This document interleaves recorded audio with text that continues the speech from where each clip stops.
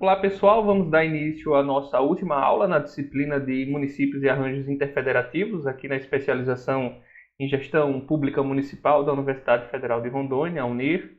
A gente teve ao longo do nosso curso, da nossa disciplina, 6 tópicos. O primeiro foi mais voltado para uma apresentação, para uma discussão da disciplina, explicar os métodos avaliativos, os procedimentos de ensino-aprendizagem, mas já no outro tópico a gente discutiu sobre a formação do Estado, sobre a relação histórica do Estado brasileiro, sobre como funciona a administração pública, sobre como funciona a governança dentro desse processo estatal brasileiro, dentro de uma república federativa, que foi quando a gente entrou mais no tópico seguinte, na nossa terceira aula, em que falamos sobre o federalismo, sobre o pacto federativo, sobre o viver em sociedade, como a Constituição Federal vai garantir alguns direitos e deveres sociais, sobre os entes federativos especificamente, sobre o Estado, sobre o município, sobre o Distrito Federal e sobre a União, sobre como eles são indissolúveis. Enfim, apresentamos alguns aspectos nesse sentido.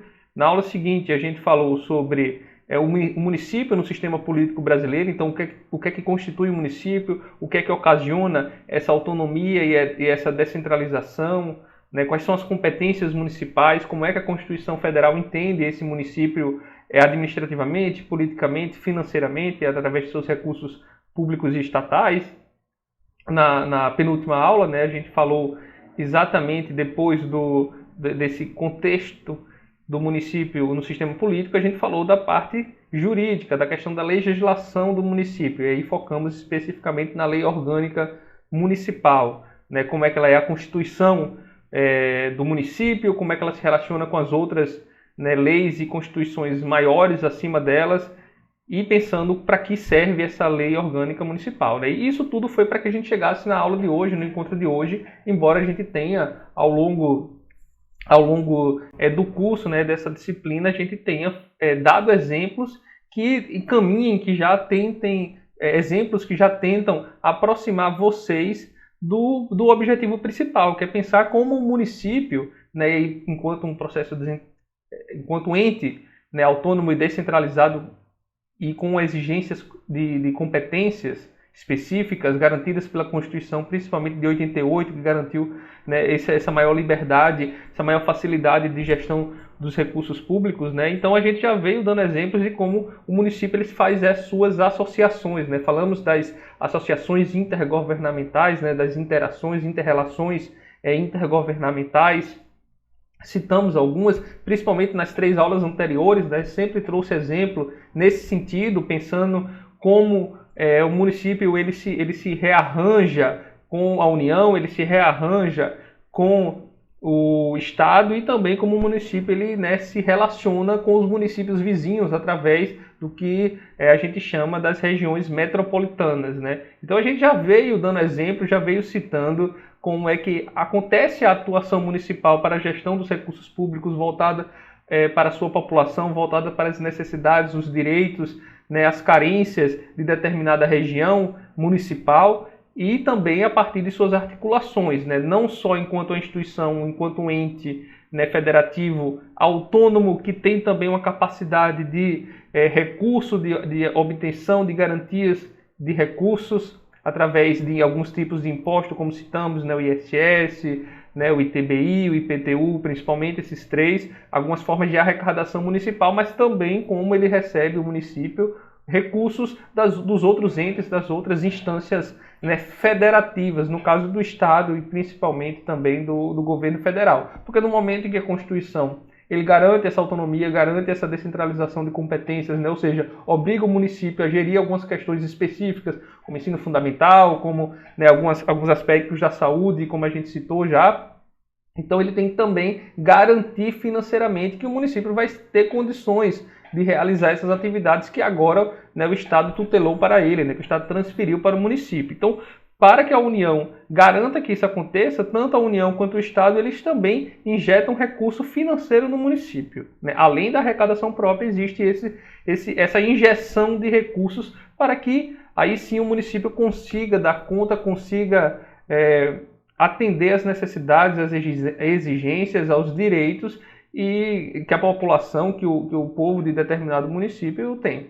né? E lembrando sempre, né, atendendo principalmente às necessidades daquele lugar. Então, se é um lugar que é mais carente numa questão sanitária específica, como a gente viu no caso da arbovirose, das dengues, né, como a gente viu em 2 leis de São Paulo, né, que tiveram que ser promulgadas no município, a gente percebe que tem que dar conta da particularidade, né? Então, talvez outros municípios não tenham um problema tão grande de agressão aos direitos humanos, de agressão e discriminação à comunidade LGBTQIA+, como teve o município de João Pessoa, que teve que implantar uma lei, né, específica para criar uma comissão para garantir e ampliar os direitos dessa comunidade, né? Como o Estado também, né, o Estado também dialogou com essa lei ao obrigar estabelecimentos a colocarem placas, né, de promoção aos direitos humanos para essa comunidade específica, né? Então a gente tem que entender que esses recursos e isso tudo garantido por uma Constituição Federal, né, de maneira muito ampla, garantido por uma Constituição Estadual de maneira muito ampla,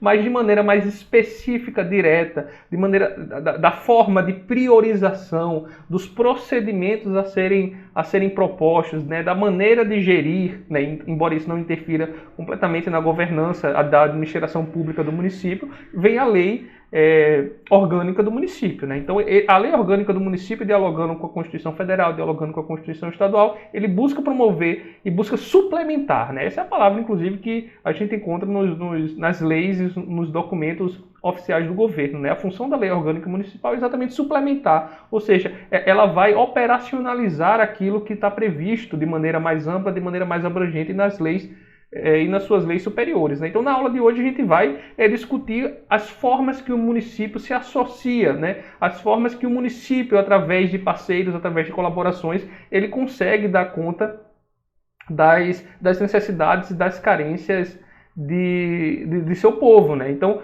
para garantir uma saúde melhor, uma educação melhor, um saneamento básico, para garantir o esgoto, para garantir a água, para garantir a distribuição de água, né? Distribuição de gás, para garantir o lixo, né? O descarte da melhor forma possível do lixo, para garantir a segurança, né? A gente viu também exemplos, né, de parceria de segurança no município do estado do Rio de Janeiro com a Polícia Federal, né, para ajudar exatamente no desvendar, no combate ao crime daquela cidade, né? Viu que aquela cidade estava aumentando o crime e que a Polícia Rodoviária, né, no caso lá, a Rodoviária Federal, conseguia dar algum apoio, dar alguma sustentação de maneira articulada, né? Então se faz colaborações, né, instituições, nesse caso uma instituição federal, uma instituição municipal, a gente falou isso, né?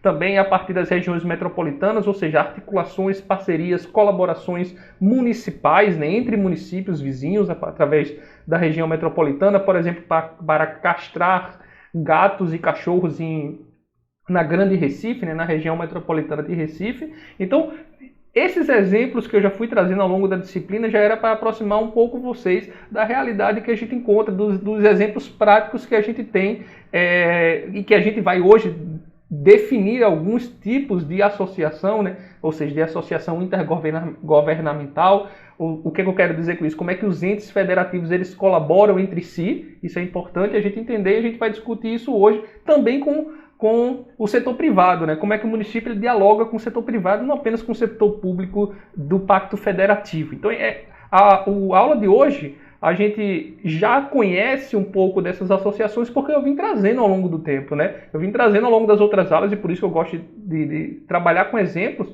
porque o exemplo serve para aquela ocasião, mas já também vai dando indícios para a gente do que a gente vai encontrar e do que a gente precisa saber e entender desses arranjos interfederativos, né? Então, esses exemplos que eu trouxe, obviamente eu vou trazer outros aqui, além daqueles, mas dá para a gente sempre ir pensando, como eu citei agora no início, a forma de diálogo, a forma de associação entre esses exemplos passados com a aula de hoje. Mas na aula de hoje a gente vai ter outros exemplos, além de algumas definições que são importantes para que a gente entenda de quais arranjos interfederativos estamos falando. Aqui hoje a gente vai falar especificamente de 3, né, que é a parceria público-privada, a gente vai falar dos consórcios públicos e a gente vai falar das cooperações técnicas, né, que são 3 formas de arranjos interfederativos que o município lida no seu dia a dia, no seu cotidiano, que são de extrema importância para que a gente consiga entender. Então é disso que a gente vai abordar no encontro de hoje, sempre baseado em exemplos. Então é importante entender para que existem essas parcerias, né? Essas parcerias existem para que haja um auxílio mútuo, que haja uma cooperação não apenas entre os entes federativos, mas também entre os entes federativos e o setor privado, para que, né, o Estado consiga garantir, consiga, né, fazer com que a população acesse a tudo aquilo que lhe é de direito, né? Então, não apenas do que lhe é de direito, mas também para que sejam supridas carências e alguns problemas de características locais, de características muito específicas. Então, é importante entender para que servem essas parcerias, que elas acontecem de maneiras colaborativas, né? A gente fala que é um ganha-ganha, acaba que todo mundo é beneficiado, tanto os entes federativos, quando dialogam entre si, como o município com o Estado, então ambos ganham, porque se eles fazem a parceria, é porque eles têm um problema para ser sanado, eles têm um objetivo para ser concluído, que provavelmente eles sozinhos não iam conseguir, ou se conseguisse não ia ser de maneira mais efetiva, de maneira mais eficaz, com a redução de custos, né? Também é importante ter um zelo pela questão fiscal e financeira do recurso público, do recurso estatal. Então essas associações, essas colaborações, essas parcerias que a gente vai ver hoje, elas acontecem principalmente para que os entes, e aí no caso o município, vamos citar um município, que o município consiga garantir aquilo que lhe é de obrigação. Então o município ele tem as suas competências, tem algumas obrigações para com a sua população, né, para com o seu povo, e para isso precisa agir da melhor maneira possível com o recurso público. E se para conseguir atingir, para conseguir alcançar, para conseguir dar conta daquilo que precisa a população, precisa fazer alguma parceria, isso será feito, né? Então, acaba que o Estado ele se junta com o município quando precisa resolver algumas questões, né, específicas de competência mútua. Por exemplo, citei o caso de Porto Velho, né, que era algo de competência do Estado, que era a resolução da rodoviária, mas que era uma demanda da rodoviária de Porto Velho, que fica na capital rondoniense. Então, impacta ainda diretamente a população porto-velhense, né? Então o município de Porto Velho resolveu assumir com o apoio do Estado para modernizar, para atualizar, para conseguir finalmente dar conta daquela demanda local que era do ajuste da rodoviária, né? No caso federal, por exemplo, também com o município, a gente tem, eu citei até, né, em uma das nossas primeiras aulas, o caso do PNAE, né, do Programa Nacional de Alimentação Escolar, que é uma obrigação do município nas suas escolas fundamentais e que tem, enquanto uma descentralização, né, ou seja, foi uma competência exigida da Constituição, tem e recebe recurso diretamente do governo federal, né, um recurso que é repassado para o Estado, e o Estado fica com a parte também para as suas escolas estaduais e repassa uma outra parte para as escolas, para que sejam, né, destinados à alimentação nas escolas municipais. Uma das formas de colaboração que a gente vai falar hoje, como eu citei, é o PPP, né, a parceria público-privada, né, uma parceria muito comum que existe, principalmente a partir de 2004, né, com a lei que propõe essa interlocução entre os entes públicos, entre os entes federativos e as empresas privadas, né? Então é uma forma de inter-relação entre o público e o privado que vem para garantir exatamente que um direito populacional seja conseguido, né? Então, a gente vai ver alguns exemplos, né, digamos, de saneamento básico. Se a gente precisa realizar saneamento básico de esgoto, né, de lixo, pensando em um bom descarte, pensando em uma boa rede de esgoto, e a prefeitura percebe que não vai conseguir realizar o que precisaria despender de maiores recursos financeiros, recursos também de expertise, né? Tem que saber conhecer, saber como fazer, precisa de equipamentos, precisa de pessoas, recursos humanos. A prefeitura pode fazer uma conta e perceber que seria mais vantajoso, né? E seria mais rápido, ou seja, a população ela receberia de maneira mais direta e mais rápida, de maneira mais eficaz e eficiente esse serviço prestado, né? Então, para atender uma demanda cidadã, para atender uma demanda populacional, é possível que os entes federativos, né, os entes públicos, eles façam parceria com empresas privadas, né? Façam parcerias com empresas privadas, visando exatamente o serviço, mão de obra, né? Alguns recursos que sejam de infraestrutura também, para garantir à população mais rápido e também de maneira mais eficiente esse acesso.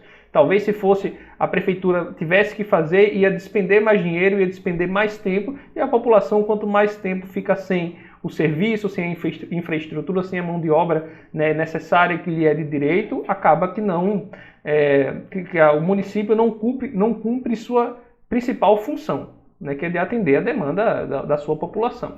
O parceiro privado, no caso contratado pelo Estado, né, a partir desse contrato administrativo que é o PPP, regido pela lei de 2004, ele planeja, ele constrói, ele produz a mão de obra, ele oferece o serviço, né, que depois, se for alguma infraestrutura, se for algum equipamento, isso depois é transferido também para o Estado, né? Então o Estado ele tem um papel aí financiador de contratar a mão de obra privada, de contratar o serviço privado para ou prestar um serviço ou criar alguma espécie de infraestrutura que depois fica para a população, que fica para a sociedade, que fica para o município de maneira, não é, efetiva.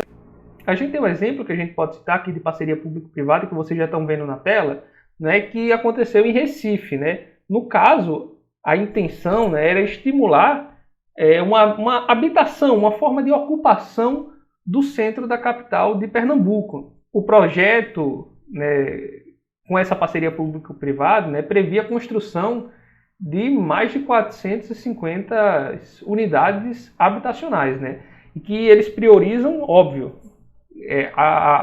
uma urbanização, uma vivência desse espaço central da capital, né, no caso de Recife, da capital de Pernambuco, né, e são voltadas principalmente para famílias, como vocês estão vendo aí, de renda máxima de até 3 salários mínimos, né. Então, a prefeitura, né, de Recife percebeu que havia um problema de ocupação dessa região mais central na cidade, e através dessa parceria público-privada tentando dar conta desse problema identificado. Como eu falei, né, a parceria público-privada se trata de uma compra do Estado do serviço privado, né? E esse serviço privado normalmente custa mais de 10 milhões, ou ele varia, ou ele tem que variar, né, entre 5 e 35 anos, né? Isso está dentro da legislação que eu citei de 2004, que estabelece as parcerias público-privadas, né? E ela tem algumas nominações, por exemplo, de contrato parcial ou integral. Se trata de um contrato parcial quando a população tem que despender, né, de algum recurso financeiro para ter acesso a algum determinado serviço, digamos que um serviço de saúde, né? Quando a população tem que fazer algum pagamento, algum financiamento, mesmo que seja num valor, né, muito menor do que seria se fosse totalmente privado, a gente chama essa parceria público-privada de parcial, né? Quando há algum recurso saindo do bolso do cidadão. Quando não há um recurso saindo diretamente do bolso do cidadão para acessar o serviço, né? Para acessar o serviço ou para ter acesso a essa infraestrutura que é oferecida nessa parceria, então nesse caso a gente chama de um contrato, né? Esse contrato administrativo da parceria público-privada em que o governo financia, e quando é integral, ou seja, quando a população não paga para ter acesso, é um contrato total, um contrato integral. E é importante dizer também que esse recurso público ele só passa a ser liberado para as empresas privadas quando a população tem acesso, tem acesso a esse serviço, ou tem acesso a essa determinada, né, infraestrutura que é oferecida pelas empresas privadas, né? Então, há todo um planejamento das empresas privadas, há toda uma mão de obra realizada, proposta, e há a prática daquilo que é proposto. Então, se está se propondo uma prestação de serviço de rede de esgoto, ela só começa a receber no momento que ela começa a efetivar esses ajustes nessas redes de esgoto, ou nessa forma de você transportar e descartar lixos, né? Então, só começa a receber de fato quando a população começa a ser beneficiada. Afinal, sempre é importante lembrar, né? O Estado ele trabalha pelo bem social, pelo bem do cidadão. E aí, quando a gente fala do município, principalmente em resolver os problemas diários, cotidianos, os problemas que eles são de competências municipais, garantidas pela Constituição Federal, que são gerenciadas pela lei, a lei municipal, né? Então, é importante entender que também tem que ser fiscalizado pelo legislativo, né? Essa administração pública que possui essa determinada governança, ela é administrada, ela é fiscalizada, ela é cobrada e ela é gerida também pelo legislativo. Então, essa máquina estatal que tem no município, que faz parte do governo municipal, ele precisa sempre dar conta de uma melhoria para a população. Então, as parcerias, as cooperações, que a gente vai ver, no caso agora, a público-privado, também demanda isso, demanda também uma exigência que a população ela seja beneficiada positivamente. Então, a partir do momento que a população recebe o serviço, a partir do momento que a população é beneficiada de determinada infraestrutura que estava no acordo de parceria público-privado, as empresas privadas elas começam a receber esse recurso. Bom, e um exemplo dessa prestação de serviço, como vocês estão vendo na tela, aconteceu no município de Mogi das Cruzes, né, lá na região metropolitana de São Paulo. Ela demonstra, né, uma necessidade da cidade, né, que foi identificada, né, pela ação do prefeito e dos vereadores, com a intenção de resolver o problema da coleta de lixo na região. Né? A intenção é que, ao longo do primeiro semestre de 2022, uma empresa privada assuma o controle e a gestão total do serviço de coleta e de limpeza pública do município de Mogi das Cruzes. Então, é uma das formas de parceria público-privada em que o ente privado, né, o setor privado, a partir de um financiamento que poderia ficar mais caro, que poderia ser mais deficitário, que poderia não atender de uma maneira mais adequada o cidadão, o município prefere, o município gere através, né, esse problema de lixo de saneamento básico através de uma parceria público-privada, né? Lembrando com aquelas características de ser mais de 10 milhões ou ser entre 5 e 35 anos. E as parcerias público-privadas, elas têm algumas diretrizes, né? Naquela lei de 2004, no artigo 4º, a gente tem algumas diretrizes específicas que dão conta de como devem ser geridas as parcerias público-privadas. E a primeira diretriz é exatamente sobre a eficiência fiscal, né? Eficiência financeira dos recursos do Estado e da sociedade. Então, se o Estado conseguisse dar conta com o mesmo recurso, com a mesma eficiência, com a mesma velocidade e da maneira mais adequada, não precisaria dessa parceria público-privada. Então, quando existe essa parceria, o Estado reconhece que a melhor forma de atender, e é sempre importante entender, né? Atender às necessidades e aos direitos da população. Então, para atender isso, foi preciso fazer essa parceria, foi preciso empregar o recurso dessa forma, porque se acredita que a população vai ter um retorno positivo maior realizando essa parceria e o serviço ou aquela obra, aquela infraestrutura sendo atendida desta forma. A segunda diretriz diz respeito ao interesse e aos direitos, tanto, né, da sociedade quanto das empresas privadas também, né? Isso é importante de ficar claro, né? Existem questões que devem ser respeitadas de maneira ética e de maneira financeira entre as duas partes, né? Então não pode haver nenhum desrespeito tanto com a população quanto com a empresa que também está assinando esse contrato administrativo que é a PPP, né? A parceria público-privada com o Estado. A terceira diretriz é que não pode haver parceria público-privada para algumas atividades que são exclusivas do Estado, como regulação, né, fiscalização, poder de exército, enfim, algumas atividades do Estado que não podem, né, ser passadas para as empresas privadas. Então, a terceira diretriz diz sobre isso, né, trata desse aspecto de você não poder delegar às empresas privadas algumas atividades que são exclusivas do Estado. A quarta diretriz diz sobre a responsabilização fiscal da execução. Então, né, nada de superfaturar, nada de você atrasar pagamentos, porque também atrasa o benefício da população. Nada também de botar o preço muito baixo e pegar uma qualidade negativa, uma qualidade, né, não tão boa dos materiais que não vai atender a população. Então a ideia é que se tenha uma responsabilidade fiscal também nesse aspecto. Principalmente não gastando mais do que é preciso, mas também não gastando menos e o serviço não sendo atendido. E muito menos num período que não é o período, né, um prazo mais adequado. A quinta diretriz, né, diz respeito à transparência, né, que a gente viu, inclusive, que alguns municípios têm tentado aumentar essa transparência, então não pode ser escondido da população, né, o que é que o projeto diz, até para a população conseguir acompanhar, fiscalizar também esses repasses públicos do ente público para o ente privado, ver se de fato aquela proposta está sendo cumprida pelo ente privado e está atendendo a população tem que saber disso, inclusive os poderes, né, o poder legislativo de fiscalização municipal deve estar sempre a par desses processos. O sexto aspecto diz respeito à repartição dos riscos, né? Não pode jogar tudo em cima do Estado, também não pode jogar toda a responsabilidade nas empresas privadas, deve haver uma gestão desses riscos, primeiro, para que eles sejam mínimos, e segundo, para que não dependa mais de um do que de outro, né? Tem que ter a contrapartida de uma maneira muito bem amarrada, muito bem delineada nesses contratos de parceria público-privada.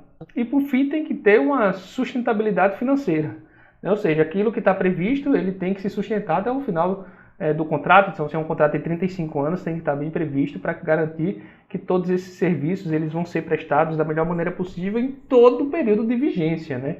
Todo o período de vigência. Então, isso tem a ver principalmente com a sustentabilidade financeira do processo e também do desenvolvimento, né, socioambiental, socioeconômico, do desenvolvimento social que essas obras, que esses serviços, que essas infraestruturas vão impactar. Tem que ter esse impacto pensando principalmente no bem social dos cidadãos de cada município.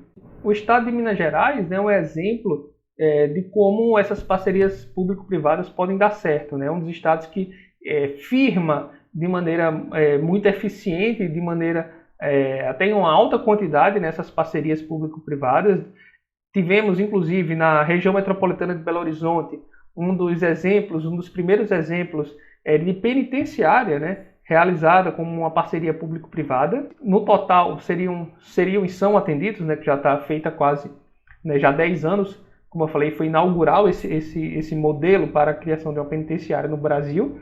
Né, ele atende mais de 3 mil pessoas, quase 30 anos, né, de contrato firmado e que garante, né, alguns aspectos específicos para os presos, como uma assistência médica, uma assistência odontológica, uma assistência jurídica, assistência social, enfim, algumas formas assistenciais que, em teoria, de acordo com o que está no projeto, nessa parceria público-privada, existiria um aumento na qualidade das pessoas que estão em cárcere.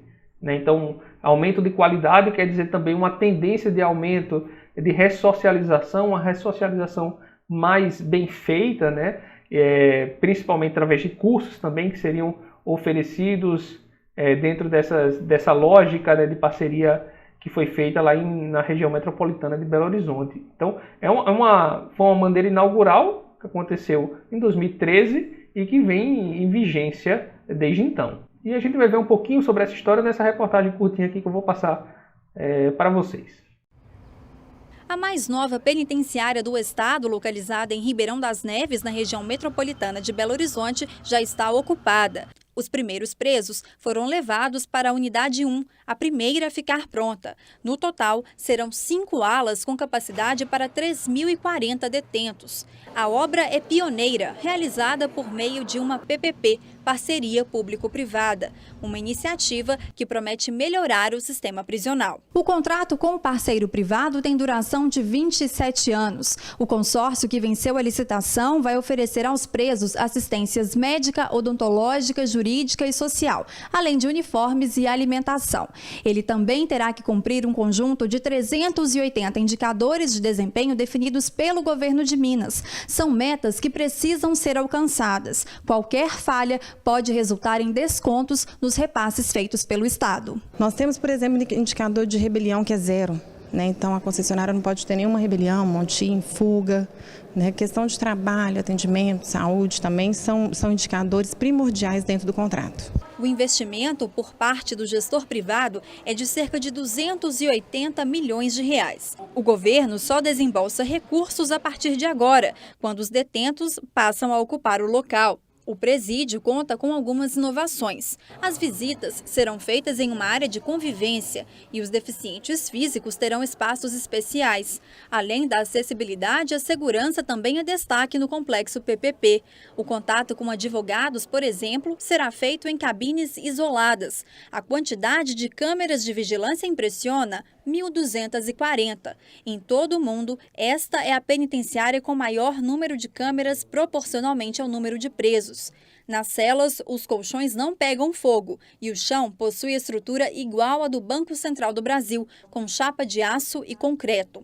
As grades só podem ser abertas a partir de um sistema automatizado que fica em uma espécie de sala de controle, onde os agentes observam todos os pavilhões. De acordo com esse modelo de gestão inovador, os presos terão que trabalhar e estudar, 2 passos importantes no caminho da ressocialização. O contrato todo está pautado na ressocialização, no atendimento do preso, seja ele profissional, trabalho, educação, saúde. Então, o foco do Estado é na ressocialização. E toda a perspectiva é que essa ressocialização seja benéfica para a população carcerária. Além das parcerias público-privadas, a gente tem, e aí principalmente entre os entes federativos, mas não exclusivos, né, no caso de uma cooperação técnica, né, o consórcio sim, a gente tem, dentro dessa lógica, né, de associação intergovernamental no nosso país, dentro do Pacto Federativo, a gente tem duas formas que são garantidas no artigo 241, né, no artigo 241 da Constituição Federal, que é o consórcio público e também a cooperação técnica, que pode acontecer também com setores privados, né?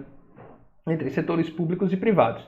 De maneira diferente da parceria público-privada, que tem uma injeção financeira, né, e uma série de características a serem cumpridas, a cooperação técnica não tem tantas exigências e não despende do Estado um recurso financeiro, uma injeção financeira no ente privado, né? Então, a ideia da cooperação é que aconteça, óbvio, tanto da cooperação do consórcio para beneficiar os cidadãos, lembrando aquela mesma lógica, né, de fazer parcerias, fazer associações para que a população consiga se beneficiar de maneira mais positiva possível dos direitos que lhes são garantidos e que a exigência a partir da competência, né, do município, né, por causa da sua autonomia e descentralização, e no caso tanto do consórcio público quanto da cooperação técnica que pode acontecer entre os entes públicos, mas também entre entes privados e públicos, entre instâncias privadas e públicas.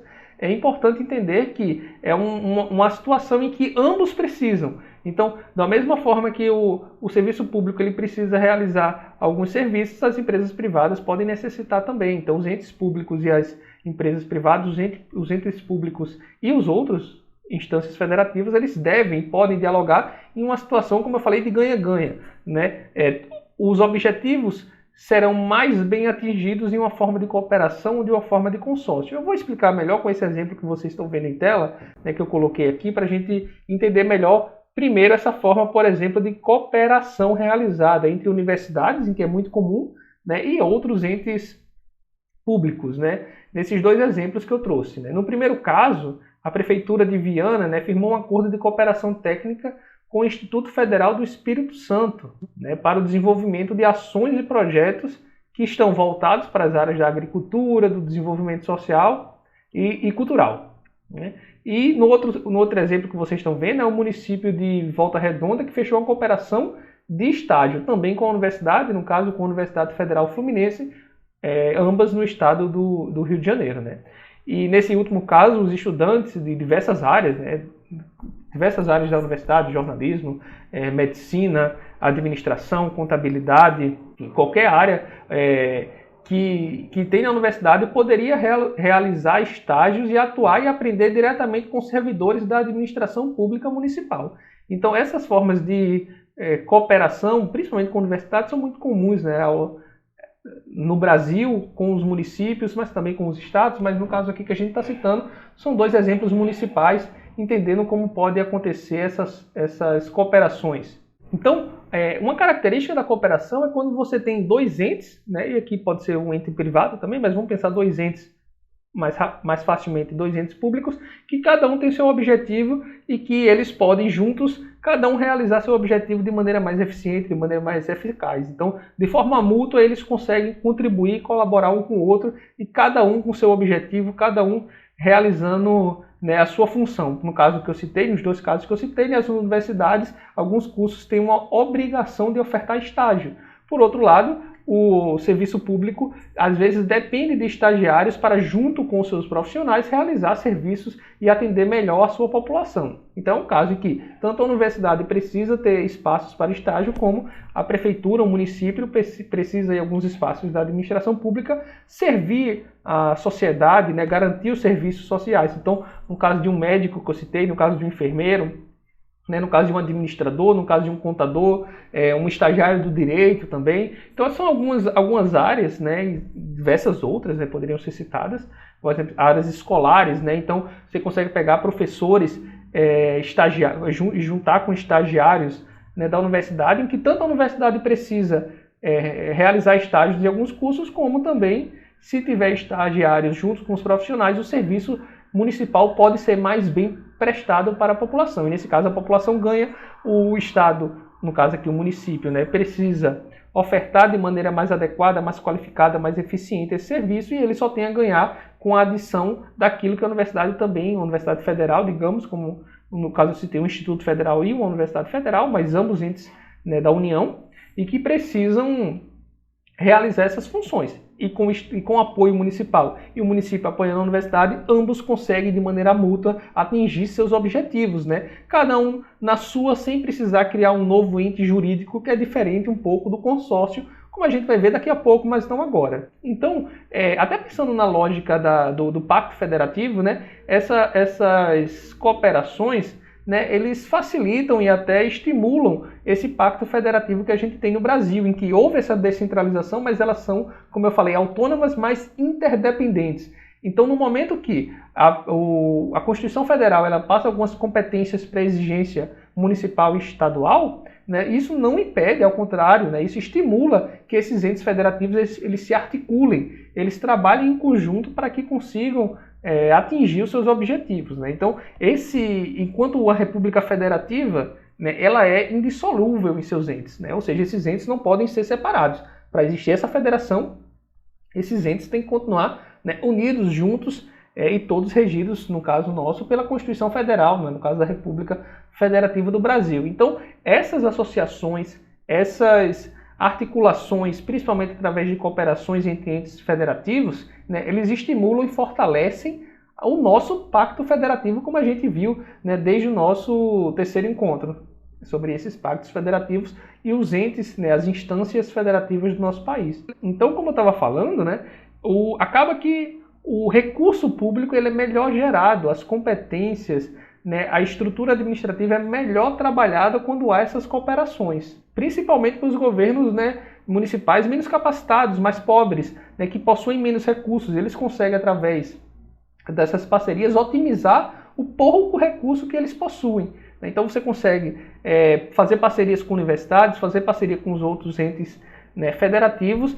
e a partir disso, pode fazer com faculdades particulares também, né, e a partir disso, ele com pouco recurso que tem, conseguir gerar e conseguir atender a população da melhor maneira possível. E realizando, óbvio, suas competências, né, e suas exigências constitucionais ao atender melhor a população e garantindo, né, acesso à educação, à saúde, como a gente viu, às vezes moradia. Então você pode, né, conseguir trabalhar junto com engenheiros, junto, né, com professores, pesquisadores, né, de universidade, de outras instituições também, para garantir, digamos, uma melhoria à vida da população. E além do exemplo do ramo da educação, como vocês estão vendo, né, eu trouxe um outro, né, para a gente citar o caso de uma cooperação na área da segurança pública.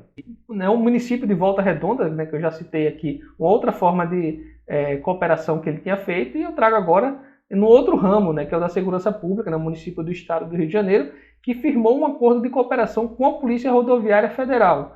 Né, a intenção é de compartilhar informações consideradas estratégicas no combate ao crime. Então essa cooperação serve exatamente para você diminuir a criminalidade da cidade, juntando entes municipais e da União. Né, no caso aqui, Volta Redonda e a Polícia Rodoviária Federal. Essa cooperação acontece na integração tecnológica e na troca de conhecimentos, né, sem custo para os dois entes. Então, ambos vão estar cumprindo a sua função, isso é muito importante, né, sem precisar realizar algo novo, sem precisar realizar uma nova criação jurídica específica para resolver o problema. Né? Cada uma, com sua competência, tem essa obrigação de resolver esse problema criminal no município de Volta Redonda e com as suas próprias, né, obrigações, com seus próprios objetivos, eles conseguem cooperar entre si. Diferente da cooperação, como eu acabei de falar, que não precisa surgir, né, uma nova instância jurídica específica para a resolução do problema, porque cada uma, de maneira mútua, de maneira articulada, coopera, pensando em resolver os problemas que eles já são obrigados a resolverem. Né? No caso do consórcio público, não. Né? A gente está falando exatamente de articulação de entes federativos com a criação de uma nova entidade que precise, né, de maneira articulada resolver os problemas, que óbvio são problemas deles, ou são problemas que são problemas conjuntos e que eles precisam desenvolver uma nova entidade administrativa que consiga dar conta daqueles problemas. Né? Então a gente teve, no caso até recente, né, um consórcio Nordeste, né, para compra de vacina, né, contra a Covid-19, que era articulação exatamente estatal, né, dos estados do Nordeste. Mas como a gente está falando do município, a gente vai dar alguns exemplos voltados ao município, mas antes desses exemplos, é importante entender que o consórcio, enquanto consórcio público, né, ele dá conta exatamente dessa lógica do federalismo, né, dessa lógica indissolúvel, dessa lógica de articulação, dessa lógica de associação. Uma vez que a gente está falando principalmente aqui de consórcios públicos, né, ou consórcios, né, com instâncias de mesma instância,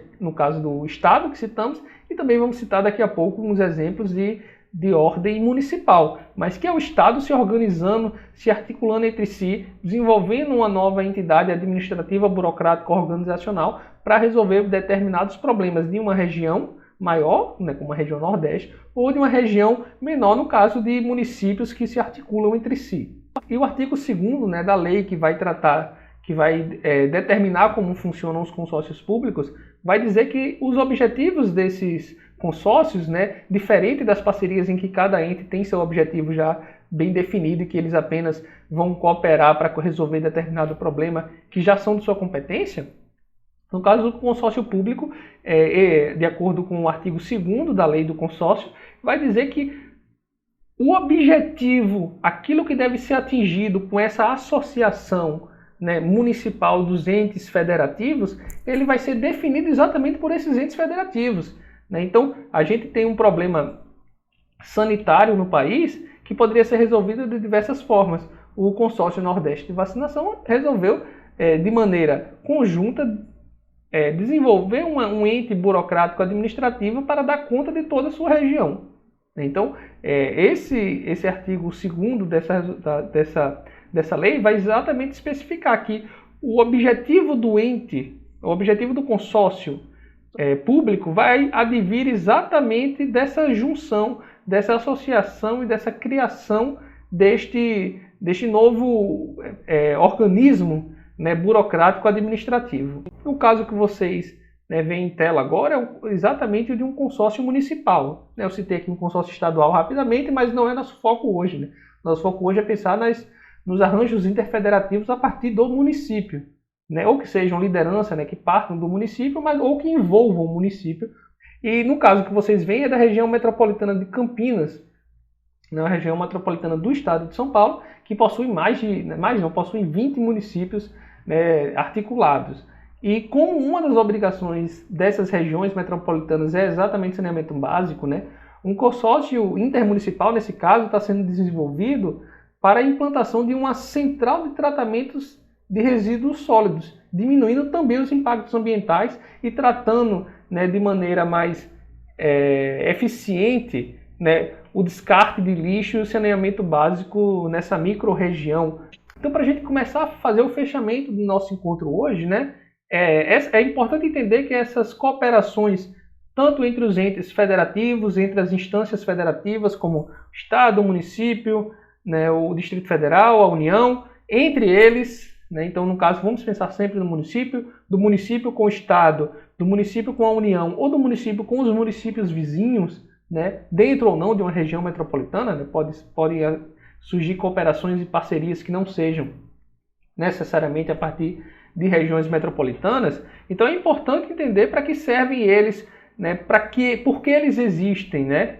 E eles existem exatamente para facilitar e para garantir que esses municípios consigam atingir e consigam garantir os direitos e as necessidades populacionais de maneira mais eficiente, de maneira mais eficaz, com responsabilidade do recurso público. Isso é muito importante, né? Essa responsabilidade administrativa, essa responsabilidade financeira. Muitas vezes a gente pensa que responsabilidade financeira é gastar menos, e não necessariamente, né? Você pode até gastar mais, contanto que a população seja servida, né, de um serviço mais adequado, de um serviço mais rápido, porque tem coisas que são urgentes, né? Quando a gente fala de questões sanitárias.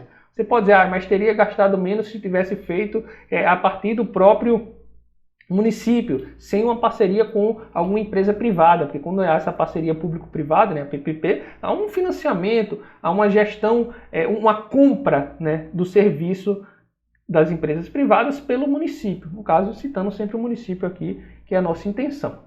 Então, não necessariamente gastar menos é ter mais responsabilidade com recurso público, porque o objetivo final é sempre melhor atender a população, garantir de maneira mais eficiente e eficaz, ou seja, da melhor forma possível e da maneira mais rápida possível a população.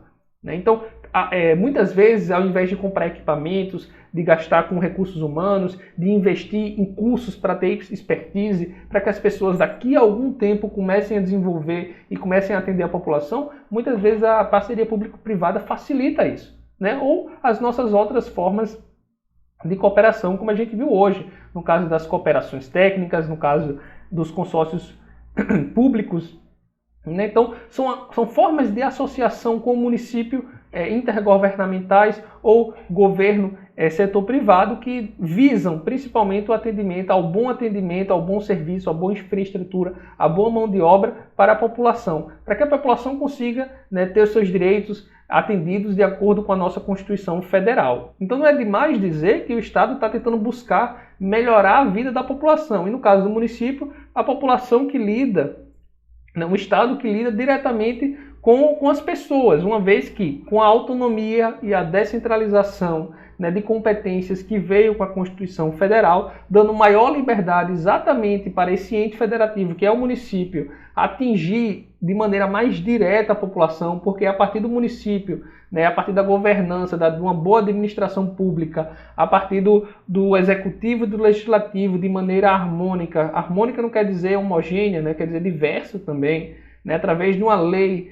né, de uma lei orgânica que consiga estabelecer as prioridades municipais, que a vida da população melhore, que é isso que a gente vem falando desde a Constituição Federal, né, desde dos nossos encontros iniciais, que a gente falou sobre o viver bem em sociedade. E para chegar a isso, né, a gente percorreu um longo caminho. Então, para entender, né, como acontecem, de que forma acontecem, por que acontecem, quais são as possibilidades dessas associações com o município, associação intergovernamental ou associação, né, ente público com empresas privadas, né, a gente percorreu um caminho discutindo sobre a organização do Estado, o que forma o Estado, né, qual a relação histórica do Estado e sua relação com a administração pública, o que é a governança e como é que ela dá conta dentro do Estado dessa administração pública e a partir da sua lógica de formação, a partir também dos entes federativos, do que é uma federação, de quais são as características,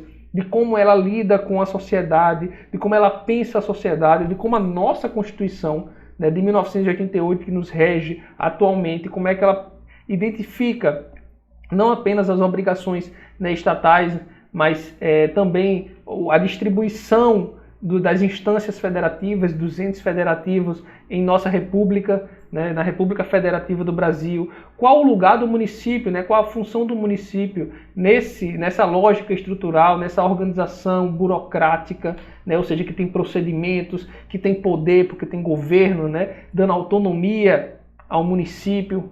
Uma característica do município nesse sistema político brasileiro, ele é autônomo, ou seja, ele pode tomar suas decisões, tem governança para decidir suas prioridades, decidir como vai colocar os projetos sociais, os projetos políticos, que é fiscalizado, evidentemente, pelo seu legislativo, que trabalha em conjunto com o seu legislativo, né, que tem uma lei própria, que é a lei orgânica do município, que é uma garantia constitucional para que haja essa descentralização de competências, ou seja, que o município tenha as suas exigências, tenha as suas obrigações, né?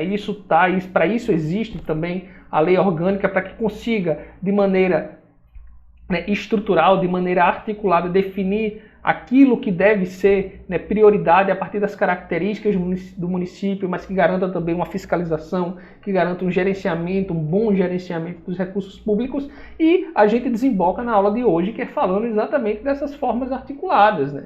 Uma das maneiras, e também uma das principais maneiras do município ele gerir bem os seus recursos públicos, os seus bens públicos, uma das melhores formas do município cumprir as suas funções, né, e tendo liberdade para isso, é exatamente através dessas associações, né, através dessas cooperações técnicas, desses recursos de parceria público-privada ou de consórcio público da cooperação técnica, como eu citei. Então, é exatamente pensar como a gente pode articular isso. E para que a gente articula? A gente articula exatamente para garantir, a partir de todo o embasamento que a gente viu desde o primeiro encontro até hoje, né? De uma formação de Estado, de um pacto federativo, de uma lógica do municipal com suas funções, com suas obrigações, com sua determinada legislação.